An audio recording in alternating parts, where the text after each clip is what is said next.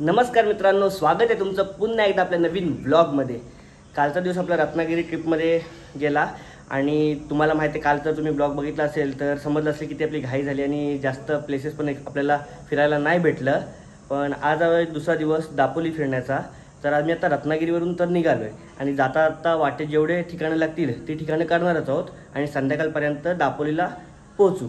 तर चला आपण आजच्या ब्लॉगला सुरुवात करू।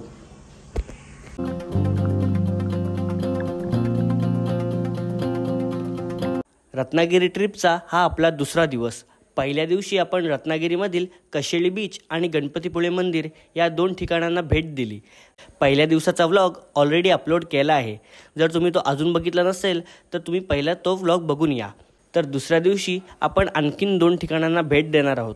पहिलं ठिकाण म्हणजे जयविनायक मंदिर आणि दुसरं ठिकाण म्हणजे जिथे छत्रपती संभाजी महाराजांना कैद करण्यात आले होते असे ते ठिकाण म्हणजेच संगमेश्वरमधील सरदेसाई वाडा। तर चला आजच्या व्लॉगला आपण सुरुवात करू। रत्नागिरीवरून दापोलीला जाताना जेवढे ठिकाणं येतील तेवढी सर्व करणार आहोत। तर त्यातला पहिला ठिकाण आहे जय विनायक मंदिर। हा रत्नागिरीमध्येच आहे, तर पहिला तिथे चाललो आहे। इथे बस पार्क केलं आहे। हा बघा, इकडे समोर मंदिर आहे आणि इकडे फोटो सेशन चालू आहे। इकडून आपल्याला जायचं आहे आता। चला चालत चालत जाऊया पुढे। हा मला पण नको दिसायला कॅमेऱ्यात।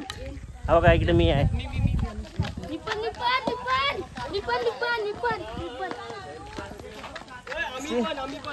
आम्ही पाहतो बघ। ओके, आला हा मंदिराचा दरवाजा आहे। दर्शन मार्ग इथं दिलाय पाठी, इथून दर्शन घ्यायला जायचं आहे। मस्त गार्डन पण आहे इकडे। हा बघ, इकडे गार्डन।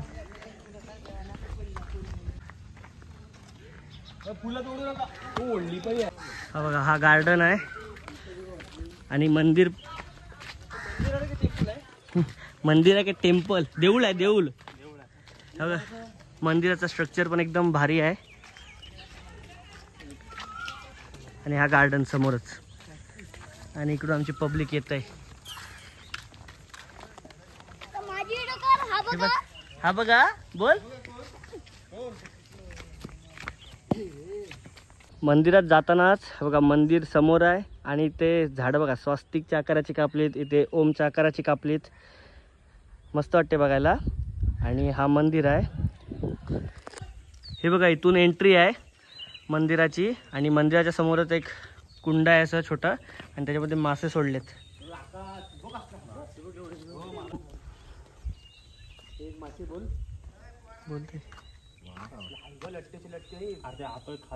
गणपतीपुळ्यापासून 13 किलोमीटरच्या अंतरावर जय विनायक मंदिर हे महाराष्ट्रातील रत्नागिरी जिल्ह्यातील कचरे गावात बांधले गेले आहे। हे मंदिर भगवान गणेशाचे दुसरे नाव असलेल्या भगवान विनायक यांना समर्पित आहे। हे मंदिर 2003 मध्ये JSW एनर्जी लिमिटेडने बांधले आहे, म्हणून स्थानिकांमध्ये ते जिंदाल गणपती म्हणून देखील ओळखले जाते। हा जो मंदिर आहे तो पॅगोडा शैलीतील स्थापत्यकलेमध्ये बांधला गेला आहे, ज्यामध्ये 3 थरांचे छत आहे। मुख्य गणेश मूर्ती ही पितळेची बनलेली आहे, तर मंदिराच्या आवारात कांस्यलेपित 6 फूट उंच भगवान हनुमानाची मूर्ती आणि भगवान गणेशाचे वाहन उंदीर मामाची मूर्ती देखील आहे।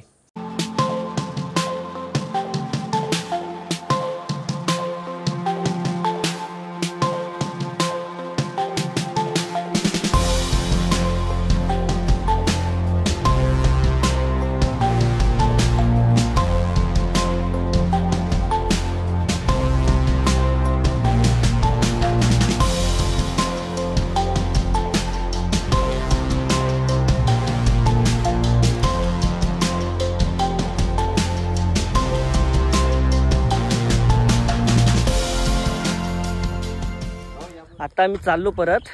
सूर्य इकडे आहे म्हणून मला उलटी व्हिडिओ काढायला लागतंय, पण सांगतो हे एक भारी असं स्ट्रक्चर असलेलं मंदिर आहे। खरंच आतून पण मस्त आहे मंदिर। आतून व्हिडिओ काढायला परमिशन नव्हती म्हणून व्हिडिओ नाही काढलेत मी। पण जर तुम्ही रत्नागिरीमध्ये आलात तर या टेम्पलला नक्की भेट द्या। बघा, आता इथून आमचं दुसरं ठिकाण आहे ते आता गाडीत गेल्यावर समजेल, कारण आमची काल जेवढी ठिकाण होती त्यातली सर्व आम्हाला कव्हर करता नाही आलीत। मग आज जरा प्लॅनमध्ये पूर्ण चेंज केला आहे, बघू आता कसा करतोय प्लॅन. जयविनायक मंदिराच्याच बाजूला ही एक स्वराज म्युझियम म्हणून बोट आहे. तर आतमध्ये आता चाललोय बघायला. प्रत्येकी 10 रुपये तिकीट आहे. हे बघा सर्व चाललंय आमची पब्लिक.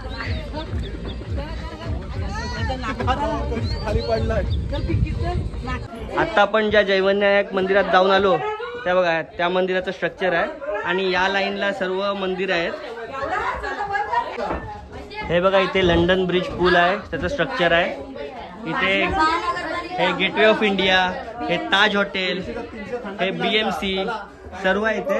हे बघा इथं समुद्र पर्यटन बोट आहे आणि इथे टायटॅनिक शिपचं स्ट्रक्चर आहे इथे. हे बघा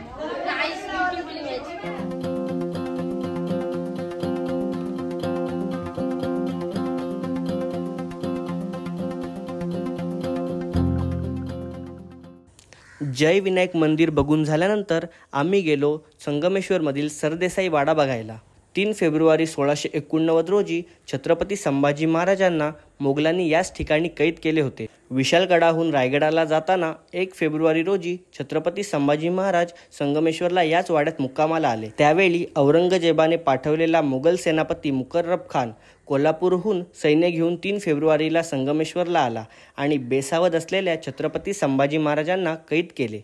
छत्रपती संभाजी महाराजांना कैद केल्यानंतर मुकर्रब खानाने हा सरदेसाईंचा वाडा जाळला आणि गावातील देवळे फोडली असा उल्लेख सरदेसाई यांच्या कागदपत्रात आहे.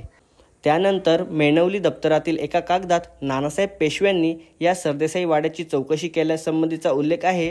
त्यात छत्रपती संभाजी महाराजांनी वास्तव्य केलेल्या या वाड्याच्या चौथऱ्यावर सरदेसाईंनी वाडा बांधला.